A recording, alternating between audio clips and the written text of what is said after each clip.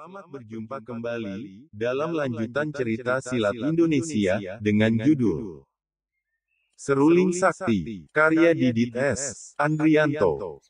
Episode kedua, Cakar Darah Mayat. Kalian binatang, Raung Kaliakni sambil menerjang. Serangan yang dikerahkan Kaliakni merupakan serangan putus asa. Dia sudah tidak ingin hidup lagi, melihat kesempatan sudah tertutup baginya, bagi keluarganya. Karena itu, tenaga yang dikeluarkan Kaliakni begitu besar, mungkin setara dengan 70 tahun hasil latihan. Dua orang itu tampak terperanjat, namun dengan sigap, mereka menghindar ke samping seraya menghamburkan hawa murni. Pukulan jarak jauh menyambar. Dengan enteng, Kaliakni menghindarinya, dia melejit cepat menyergap ketua sembilan. Kali ini Ludra tidak ingin terlambat lagi, begitu Kaliakni bergerak, dia pun segera ikut menyerang.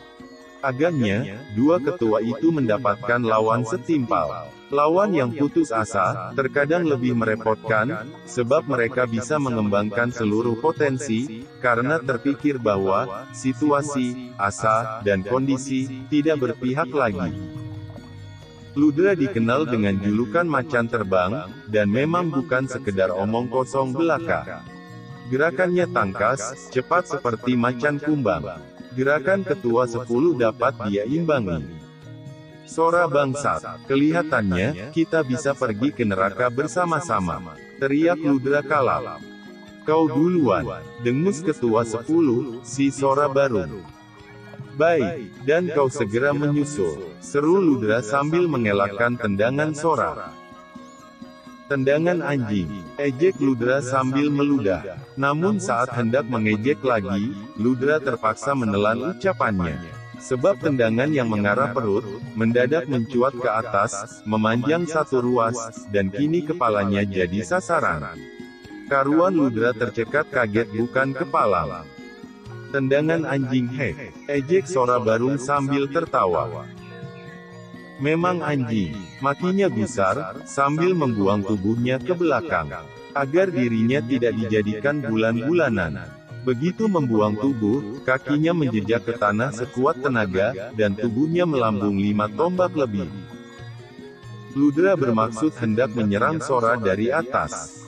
Tapi, kenapa Sora tidak ada di bawah sana? Ia sudah merasa yakin kalau gerakan menghindar, dan melompatnya adalah gerakan tercepat yang pernah dilakukannya seumur hidup. Di mana dia? Bisiknya dalam hati. Kau mencari kutu busuk, terdengar suara dari atas kepalanya.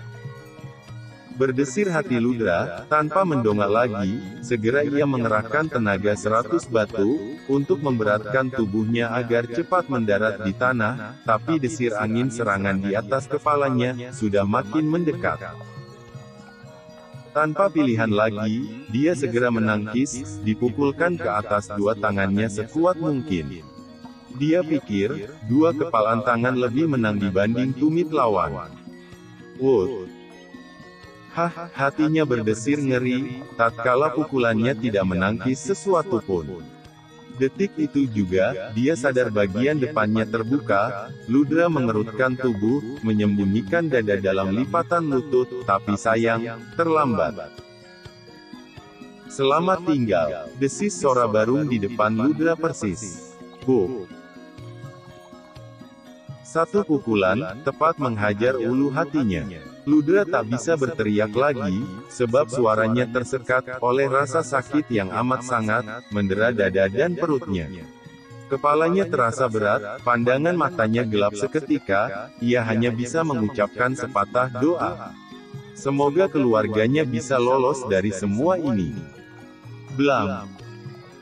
Tubuhnya terjatuh dari atas. Agaknya, selain tulang dadanya remuk, tulang pinggulnya pun retak. Tiada gerakan lagi yang bisa dibuat Ludra, karena untuk bernafas pun sudah menghabiskan seluruh tenaganya. Lari, lari, ia ingin mengucapkan kata itu pada Kaliakni, tapi hanya bisa diteriakkan dalam hati.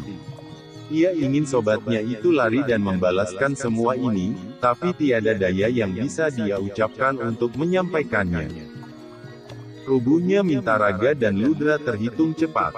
Sora Barung hanya perlu 40 hitungan, 40 detik, untuk mengalahkan Mintaraga dan Ludra. Kejadian itu membuat perasaan Kalyagni makin berat. Cecu Muk tak tahu diuntung. Dengusnya sambil menendang tubuh Ludra, sehingga bertumpukan dengan sang kakang. Ia menoleh ke arah Sena Wulung, ternyata Kalyagni, si orang ketiga, lebih alot ketimbang dua orang lainnya. Tubuhnya yang tinggi besar, bergerak sama cepatnya dengan Seta Wulung. Lumayan juga dia, puji Sora sinis. Perlu kubantu? Tanya Sora pada Sena. Tidak perlu, aku belum lagi mengeluarkan seluruh kemampuanku, aku hanya melayani dia supaya senang. Kurasa sekarang dia menganggap bisa berimbang denganku. Bulu kuduk Kalyagni berdiri, mendengar ucapan Sena Wulung. Terasa olehnya selama dia menyerang, lawan selalu bisa menangkisnya, mendikte kemana arah serangannya. Tadinya semua itu hanya untuk menghina dirinya. Merasa seluruh usahanya, sia-sia serangannya. Kenapa, kau lelah? Tanya Sena Wulung sinis. Tidak, jawabnya dengan gigi terkatup, sekalipun hatinya dongkol, namun dia sadar kalau kemarahan tidak bermanfaat buatnya. Aku hanya ingin menantang adu pukulan denganmu, tentu saja kalau kau berani. Macan ompong ini benar-benar tak tahu diuntung. Tapi baiklah, hitung-hitung sebagai rasa terima kasihku, karena engkau dan dua orang saudara goblokmu itu, bisa memberikan cendera mata berharga. Kau akan menyesal meremehkan aku. Desis Kalyagni melirik ke arah dua orang saudaranya. Air matanya bercucuran. Aku balaskan penderitaanmu kakang, bisiknya dalam hati. Mata Kalyagni mencorong tajam, kuda-kuda kakinya terlihat kokoh, mendadak dari sela-sela bibirnya keluar darah. Rupanya dia menggigit bibirnya sendiri. Tangannya yang terkepal di pinggang diturunkan, jari jemarinya membentuk cakar. Mendadak, cakar itu menghujam dadanya sendiri. Kalyagni menggertakkan giginya menahan sakit. Kau akan tahu bagaimana rasanya mati, topeng kaleng. Teriaknya. Begitu berteriak, cakarnya tercabut dari dadanya sendiri, dan saat itu juga, tekanan udara di sekitar mereka mendadak berubah drastis. Pukulan berbentuk cakar milik Kalyagni, melesat cepat mengarah dada Sena Wulung. Cakar darah mayat, seru Sena Wulung terkejut, dia pun tak mau ayal, tangannya disorongkan memapaki cakar Kalyagni. Kali ini tidak mau tanggung lagi, 10 bagian tenaganya, diempos untuk menangkis serangan dahsyat itu. Blar. Tubuh keduanya terpental, kalau Kalyagni menyemburkan darah dari mulutnya, Sena Wulung hanya terhuyung, tapi topengnya terlepas, ditambah lagi dari bibirnya menetes darah. Oh, ternyata dia juga terluka. Bangsat, makinya geram. Kau tak sempat lagi ia memaki, Kalyagni tidak memberi kesempatan, seluruh tenaga ia kerahkan, sampai darah yang keluar dari lidah dan dadanya, menyembur keluar. Mati kau, pekikan Kalyagni lebih mirip pekik kemenangan orang yang putus asa, karena seluruh tenaganya sudah dikeluarkan 12 bagian, berlebihan. Sena Wulung terlihat pucat, ia belum sempat menghindar, maka sebisa mungkin tenaganya dikeluarkan. Tapi macet, rupanya hawa darah yang dikeluarkan Kalyagni, menghambat sirkulasi tenaga murninya. Keparat, desisnya lemah. Walau hanya 6 bagian yang bisa ia keluarkan, namun sudah cukup untuk melindungi isi dadanya. Blar, benturan keras terjadi lagi, kali ini nasib Sena Wulung benar-benar apes. Ia yang masih berlutut di tanah tersuruk sampai 3 tombak, dengan wajah makin pucat pasi. Kau lihat, kau pasti mati. Desis Kalyagni. Namun, saat hendak melangkah mendekati Sena Wulung, ia jatuh terjerembab, dan tak bergerak lagi. Di belakangnya, nampak Sora Barung masih berdiri dengan tangan terkepal ke depan. Ternyata dia membopong Kalyagni. Kau harus berterima kasih kepadaku Sena, tanpa ku bokong, kau pasti mati di tangannya. Omong kosong, bentak Sena seraya bangkit. Tidak perlu membela diri, memang harus diakui, seandainya kekuatan pukulan tadi tidak kukurangi, dengan bokongan pukulanku, kau sudah terkapar jadi mayat. Kalian Sampiyu, sama-sama mati. Kali ini Sena tidak membantah. Aku heran, dari mana dia dapat ilmu tertutup itu? Gumamnya sambil menatap Kaliakni. Aku pun heran, menurut berita pukulan itu sudah lama punah, tidak ada lagi pewarisnya. Tadinya kita bisa menghadapinya. Beruntung dia belum sempurna, jika sudah. Kurasa beliau pun tak sanggup menghadapinya. Perlu diketahui, ilmu cakar darah mayat adalah ilmu sesat, yang menggunakan darah dan jiwa sendiri, untuk melipat gandakan tenaga murni. Orang yang memiliki ilmu ini, bisa membuat tenaga dalamnya meningkat 5-10 kali lipat, tergantung kesempurnaan ilmu itu. Tapi makin sempurna ilmu tersebut, makin parah akibatnya. Orang yang menggunakan ilmu itu pun, akan terluka parah, bahkan mati jika menggunakan secara berlebihan. Setelah itu, seluruh saraf dalam tubuhnya akan sulit merespon aksi dari luar tubuh. Pendek kata, orang tersebut bisa seperti mayat hidup, tinggal menunggu kematian. Bangsat, gara-gara ilmu setan si keparat Kaliakni, lukaku cukup parah. Gerutu Sena, ayo kita pulang. Terserah kau, sahut Sora.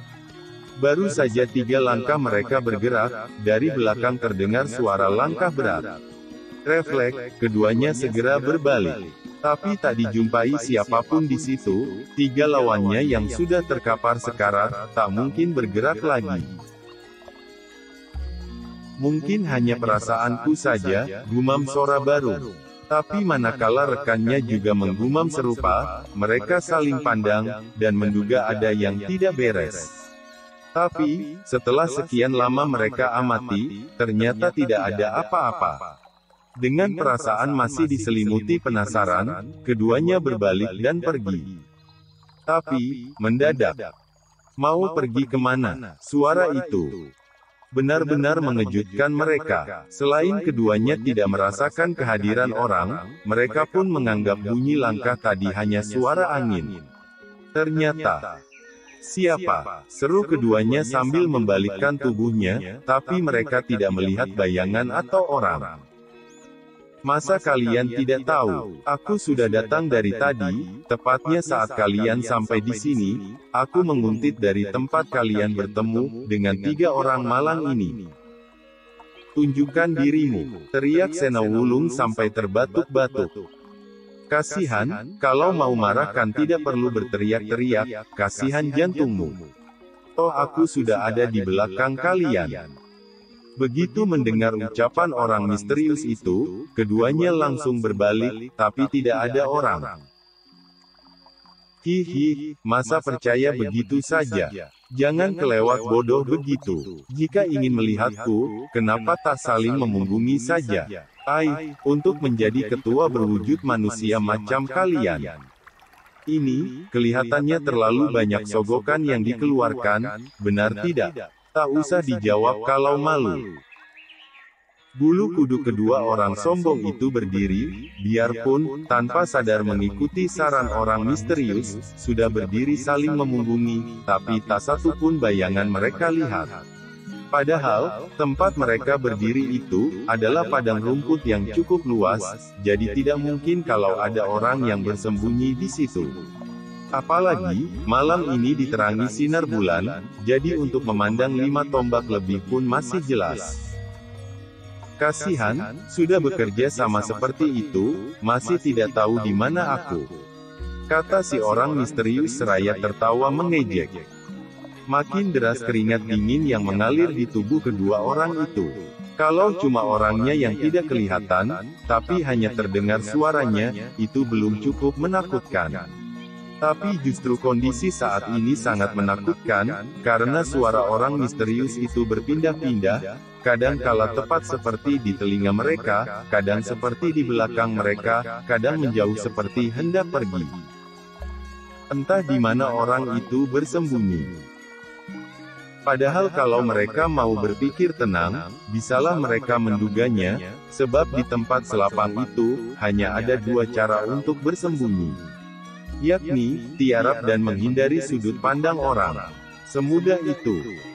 Dalam kondisi tegang dan cemas, kebanyakan orang tak bisa bertindak tenang. Dan pendatang itu, tahu memanfaatkan kondisi tertekan psikis lawan. Bagaimana kalau aku keluar sekarang? Tekanan batin yang dialami kedua ketua itu tidak kecil, baru suaranya saja sudah membuat mereka yang ditakuti jadi panas dingin, apalagi kalau orangnya keluar, kekuatan macam apa yang dimiliki orang itu. Pikir mereka makin kalut. Apa yang kau inginkan? Aku tidak menginginkan apa-apa, cuma semua benda yang menempel di tubuh kalian. Bangsat, maki Sora Kalap, kau pikir dirimu siapa? Kenapa aku harus berpikir? Kalian ini lucu, aku tak perlu berpikir, sebab aku tahu siapa diriku. Perlu kalian ketahui, aku adalah orang yang akan membuat posisi kalian, sama seperti bekas bawahanmu tadi. Keluar kalau berani, teriak Sena sambil toleh kanan kiri. Baik-baik, jangan marah-marah begitu, sahut suara misterius itu. Sesuai keinginan kalian. Mendadak mereka berjingkrak kaget, sampai-sampai terlompat ke belakang. Orang yang mereka cari ternyata sudah ada di depan mereka. Keringat dingin makin deras mengucur, sebab orang yang ada di depan mereka berpakaian model pocong, wajahnya tidak terlihat, pakaian putih-putih. Yang digunakan cukup membuat siapapun terkencing-kencing. Bagaimana? Seru si pocong sambil tertawa mengikik. Bersambung. Nantikan kelanjutan ceritanya pada tayangan kami selanjutnya. Jangan lupa klik subscribe dan nyalakan loncengnya, agar tidak ketinggalan informasi terbaru dari kami.